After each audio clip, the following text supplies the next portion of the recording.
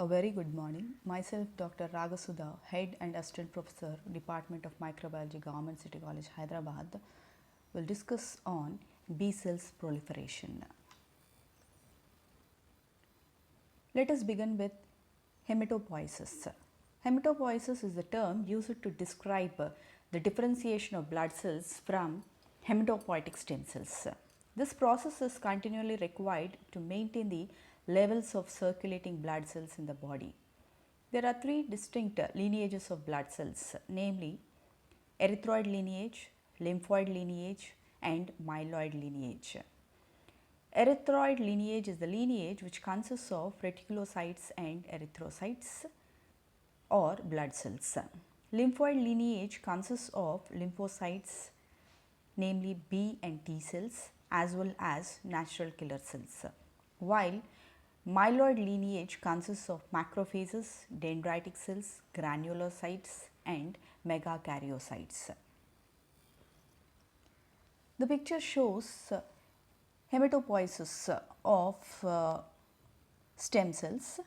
The multipotential hematopoietic stem cells called hemocytoblasts, they develop into two common lineages, common myeloid progenitors and common lymphoid progenitors. Common myeloid progenitors differentiate into megakaryocytes, erythrocytes, mast cells, and myeloblasts. Megakaryocytes develop thrombocytes, erythrocytes develop RBC, myeloblasts they develop into basophils or neutrophils, eosinophils, and monocytes. These monocytes mature into macrophages.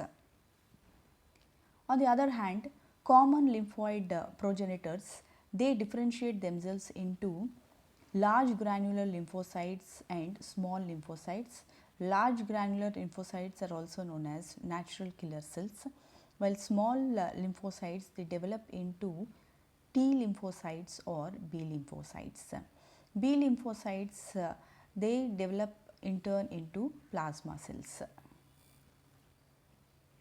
B cells. The B lymphocytes, the cells that produce antibodies, were so called because in birds they were found to mature in an organ called bursa fabricus. In mammals, no anatomical equivalence of bursa exists, and the early stages of B cell maturation occurs in the bone marrow. Thus, B lymphocytes now refer to bone marrow derived lymphocytes. B cells are found in the germinal centers of the lymph nodes, in the white pulp of the spleen, and in the malt. These B cells perform two important functions. Number 1, they differentiate into plasma cells and produce antibodies. Number 2, they can present antigens to helper T cells or act as an antigen presenting cells.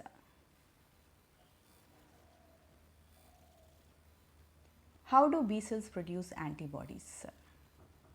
B cells develop from stem cells in the bone marrow of adults, whereas liver in fetus.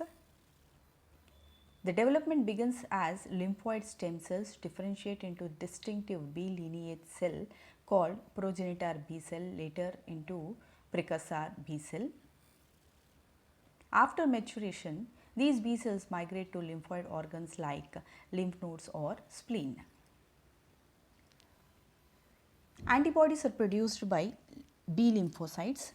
The bone marrow or the fetal liver, which comprises of pluripotent stem cells, they develop into lymphocyte stem cells. When these lymphocyte stem cells get transferred to the thymus, they develop into T cells. The same lymphocyte stem cells which retain in the bone marrow and they develop into B cells. B cells and T cells they enter into the lymphocytic tissue like lymph nodes, spleen, blood, and lymph.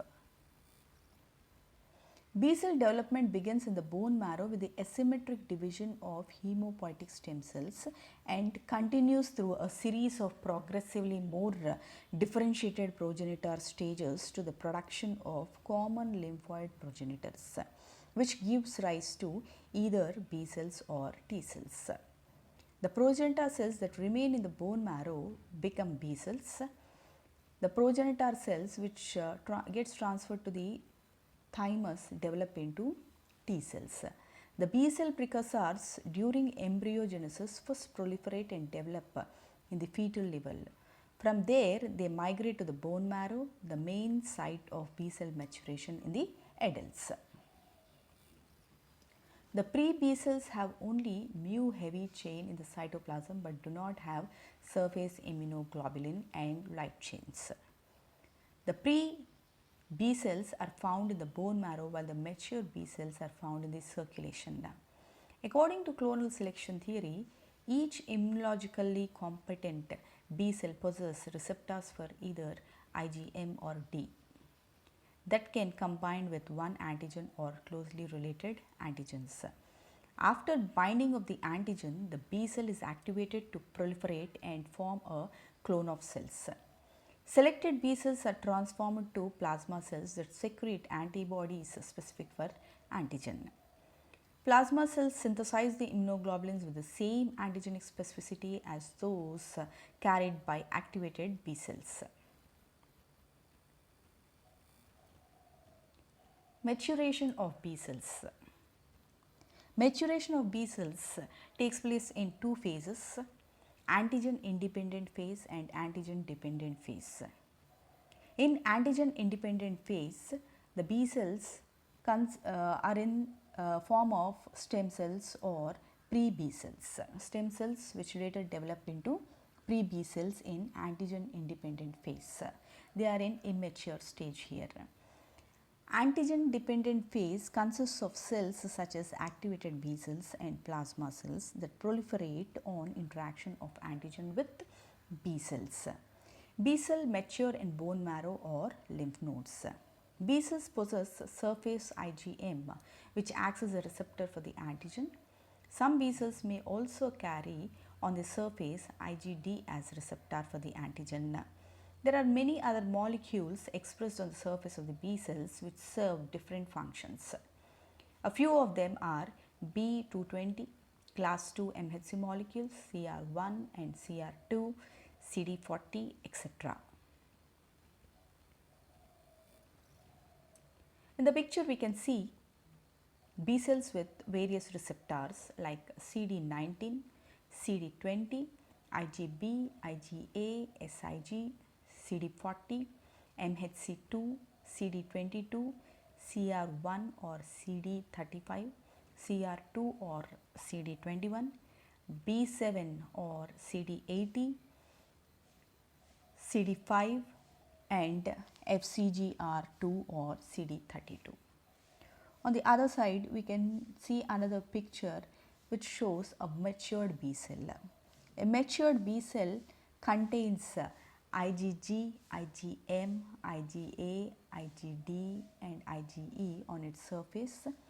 They also contain CD5, CD9, CD20, class 2 molecules, CD40, interleukins 4, 5 and 6 receptors. Activation of B cells.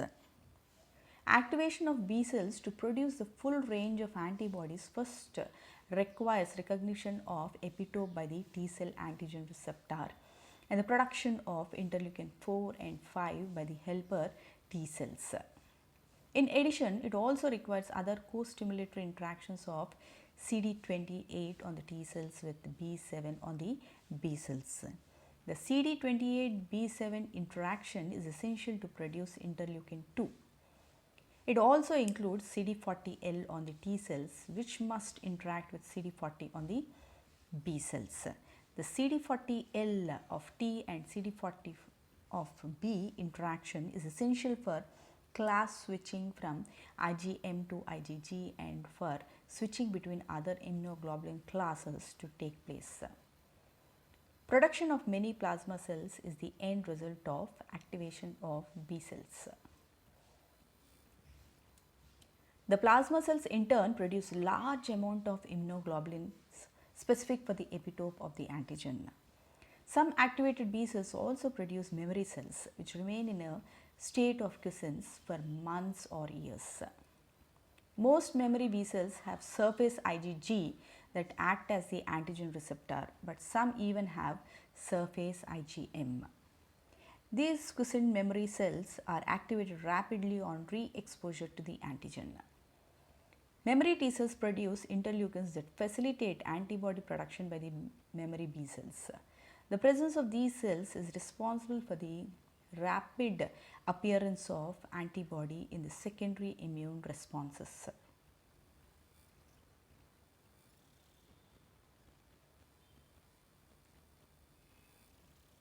B cell proliferation results in humoral immunity or antibody mediated immunity.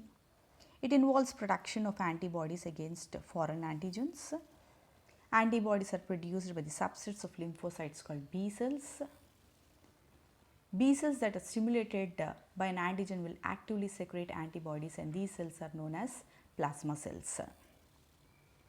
Antibodies are found in the external fluids like blood, plasma, lymph, mucus, etc., and on the surface of the B cells. They are helpful in defending against bacteria, bacterial toxins, viruses that circulate freely in the body fluids before they enter the cells. They also cause certain reactions against transplanted tissue. The theory behind proliferation of B cells is clonal selection theory.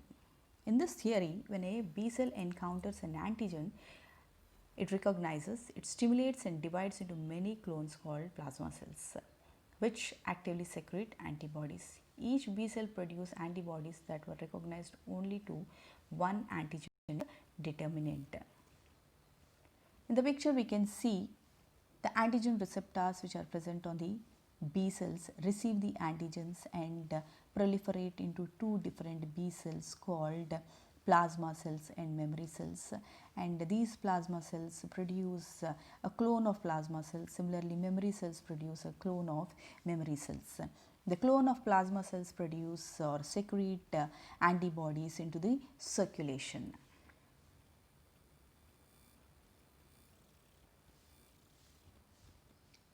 Apoptosis. Apoptosis means programmed cell death or falling away. What is this apoptosis, and why do a cell or a system requires apoptosis? Human body makes 100 million lymphocytes every day, and these lymphocytes are not used. What happens to the unused lymphocytes? These unused lymphocytes are to be eliminated from the body, or else it leads to leukemia, which means overproduction of lymphocytes. B cells that do not encounter stimulating antigen will self-destruct and send signals to the phagocytes to dispose of their remains. This mechanism is known as apoptosis, and another importance of apoptosis is it is observed when a cell is infected with a virus, it will undergo apoptosis, which helps prevention of the spread of the infection.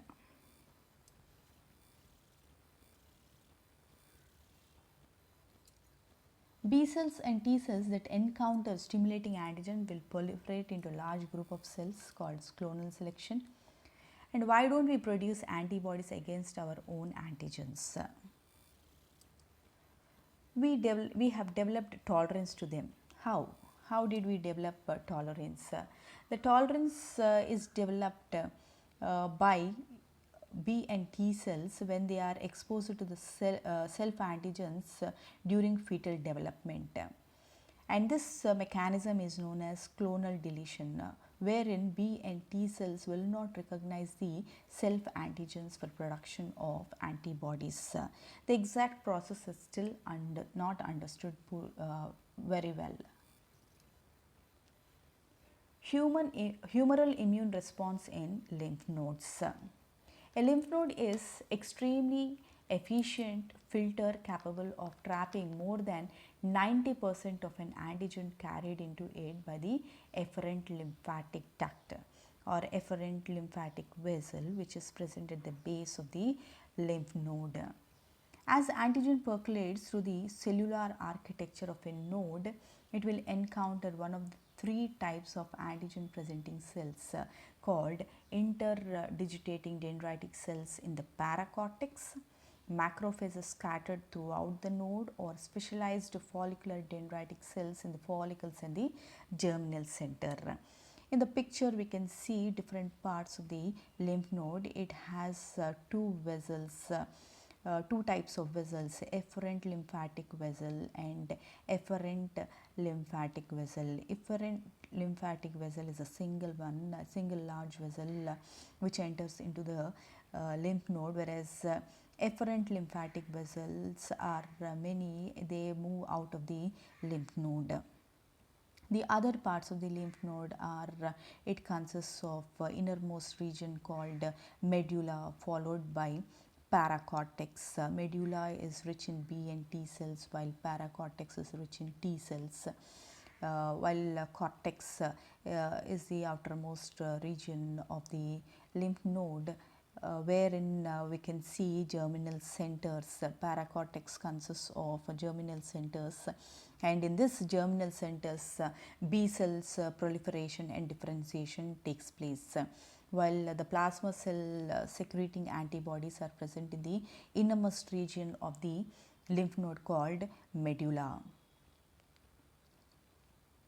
Antigenic challenges leads to a humoral immune response, involves a complex series of events which takes place in distinct microenvironments within a lymph node.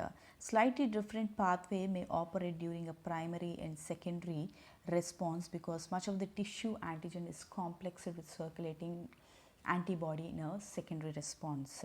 Antigen or antigen-antibody complexes enter the lymph node through the efferent lymphatic vessel, that is multiple efferent lymphatic vessels help in entering the antigen or antibody complexes either alone or associated with antigen transporting cells like Langerhans cells or dendritic cells and macrophages. Lymphocytes enter the lymph nodes either through the efferent lymphatic or from the blood or extravasations through high endothelial cells in the postcapillary venules. The initial activation of both B and T cells takes place in the paracortex. This region is heavily populated with T cells, macrophages and interdigitating dendritic cells. The interdigitating dendritic cells in the paracortex express high levels of class 2 MHC molecules and have long extensions that have been shown to contact upwards of 200 T helper cells. When within 1 or 2 days of antigen challenge, the antigen is presented by the macrophages and interdigitating dendritic cells to the naive T cells, resulting in extensive T cell activation and proliferation within the paracortex region. Thus, the paracortex region is rich in T cells. In addition, naive B cells from the B cell rich cortex migrates to the T cell rich zone of the lymph node. The B cells that have bound antigen by MIG will internalize the antigen and present it in association with class 2 MHC molecules. On entering the T cell zone, a B cell that is presenting antigen can interact with Th cell specific for the displayed antigenic peptide and forms a TB conjugate, thereby inducing initial B cell activation. Once B cell activation takes place, small follicles of proliferating B cells form at the edge of the T cell rich zone and reach a maximum within 3 to 4 days of antigen challenge. The B cells within these follicles differentiate into plasma cells secreting IgM and IgG isotopes. Most of the antibody produced during the primary response come from the plasma cells in this foci. A few days after the formation of the foci within lymph nodes, a few activated B cells together with few H cells, T helper cells, are thought to migrate from the foci to the primary follicles. These follicles then develop into the secondary follicles, which provide a specialized microenvironment favorable for the interaction between B cells activated Th cells and follicular dendritic cells. Note that although they share the highly branched morphology of dendritic cells derived from bone marrow, follicular dendritic cells does not arise in the bone marrow, do not express class 2 MHC molecules, do not possess antigens to CD4 plus T cells. Following dendritic cells have long extensions along with an array of Fc receptors that bind antigen-antibody complexes by the Fc portion of the antibody and retain the complexes for a long period of time, even for months on the cell membrane. In secondary response, when circulating antibody levels are significant, these follicular dendritic cells bind antigen and become complex to antibodies. Follicular dendritic cells release small membrane derived particles 0.3 to 0.4 microns in diameter, which appear to originate from the beaded structures of the dendritic extensions. These particles are heavily coated with the immune complexes called icosomes or immune complex coated bodies. Especially during a secondary response, these icosomes release from follicular dendritic cells bound by MIG on B cells bearing antibodies with specificity for antigen in the immune complex and endocytosis. The endocytosed antigen is then processed and present to the class 2 MHC molecule, allowing the B cell to function as effective antigen presenting cells for activated Th cells. Formation of TB conjugate results in B cell activation and proliferation of both B cells and T cells. B cells respond to two different types of antigens, namely thymus independent antigens and thymus dependent antigens. Thymus independent antigens are polymeric molecules which cross-link many specific Ig receptors and provide a persistent signal on B cells. The thymus dependent antigens require cooperation of the helper T cells to stimulate antibody production by B cells. The antigen captured by specific Ig receptors is taken into the B cells, processed and expressed on the surface as a peptide in association with the MHC molecule, MHC2 class 2 molecules. This complex is recognized by T helper cells which active the resting B cells. Thymus independent antigens are recognized by T independent B cells. These are found within specialized sites such as spleen and peritoneum. They're particularly important for dealing with encapsulated bacteria, which often have a polysaccharide outer layer as opposed to proteins, which allow them to evade T cells. T independent B cells are able to recognize these layers and produce antibodies to them without the need for T helper cells. While thymus dependent antigens are recognized by T dependent B cells, this picture shows an interaction between B and T cells. As discussed earlier, the B cells consist of a B cell receptor which receives the incoming antigen and processes it and present to a T helper cell with the help of MHC2 and this MHC2 presented peptide is received by a T cell receptor which is present on the T helper cell, and the receptors on CD4 and CD40 on B cell and CD40L on T helper cells, they interact with each other, and these T helper cells produce interleukin 2, 4, 5 which are attached to the receptors which are present on the B cells.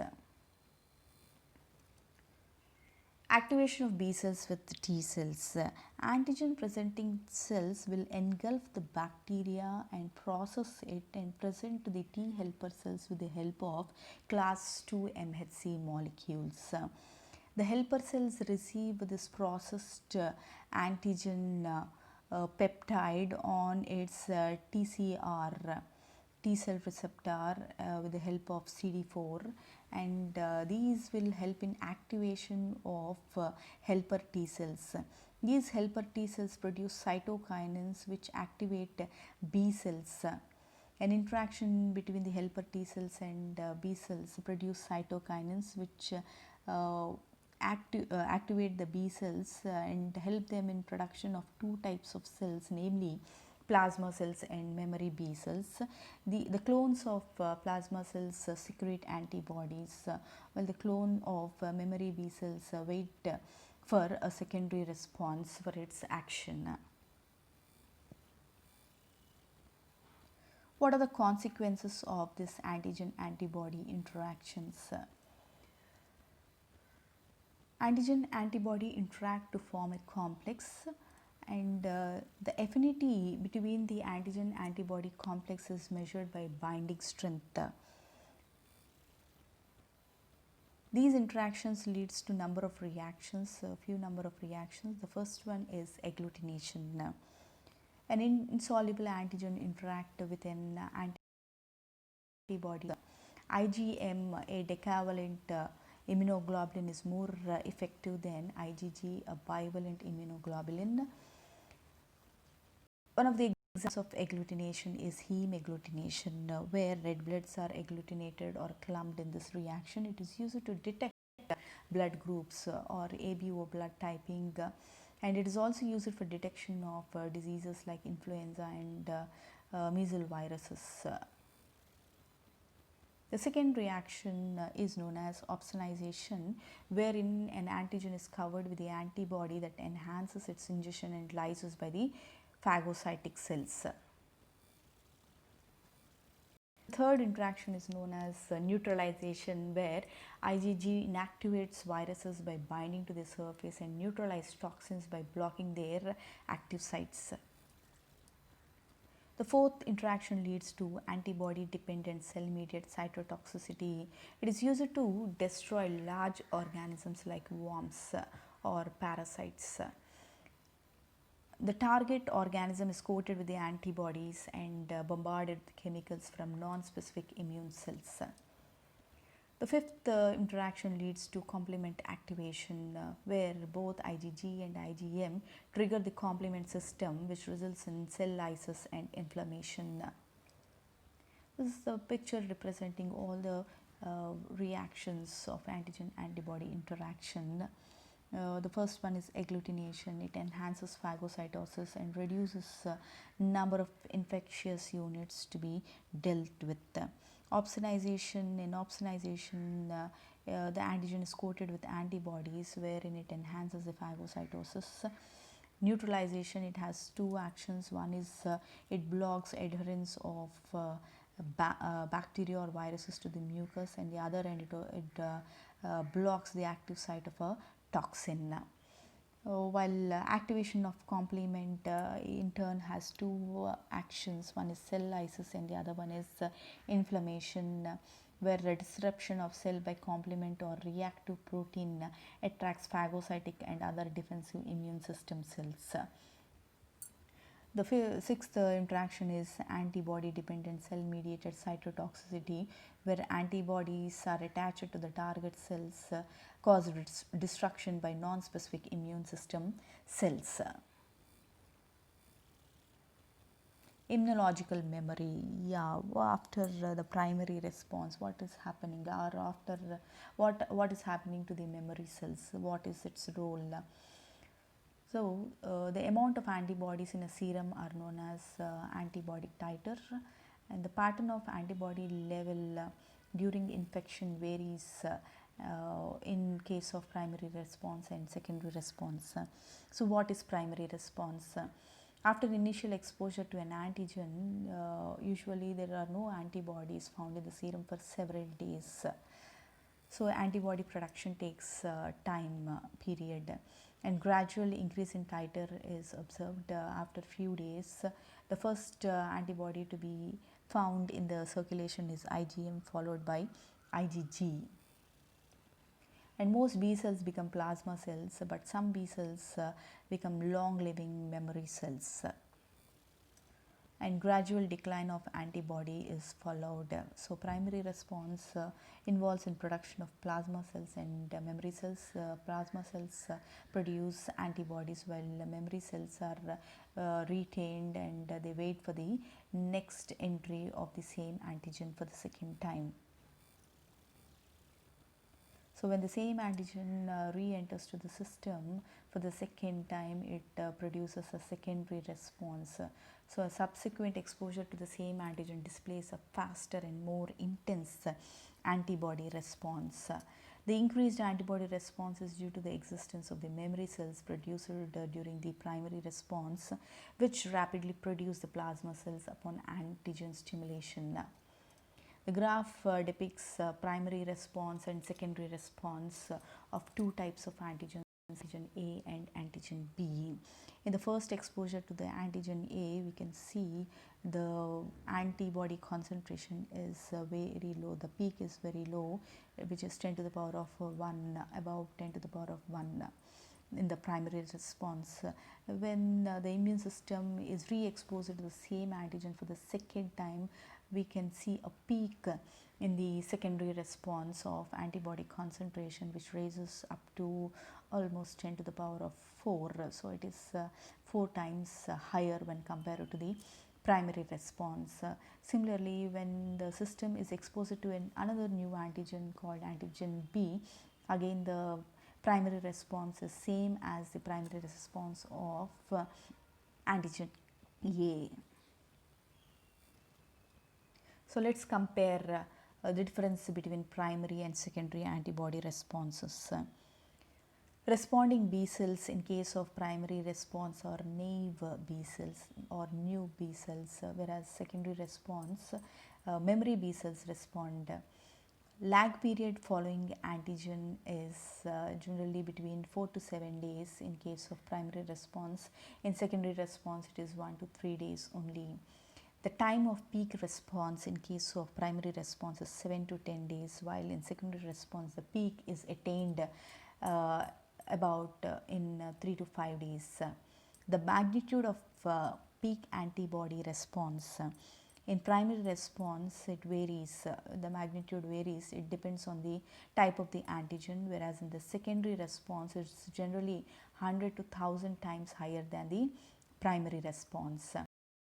Types produced, IgM is predominant in early response of primary response, whereas IgG predominates in the secondary response. Antigens, thymus dependent and thymus independent response or antigenic response is observed in primary response, whereas in secondary response only thymus dependent response is observed. Antibody affinity. In primary response, the antibody affinity or the interaction between the antigen and antibody is very low, whereas in secondary response it is high. Now let us see the difference between humoral immunity and cell-mediated immunity. In humoral immunity, we can see that the intact antigens, they can directly stimulate the B cells, whereas antigens engulfed and displayed by phagocytosis by T helper cells also in turn help in stimulation of B cells, which proliferate into plasma cells and memory cells. Humoral immunity, they secrete antibodies and defend against extracellular pathogens. The pathogens which are present outside the cell are attacked by the antibodies produced by the B cells. That is the impact of humoral immunity.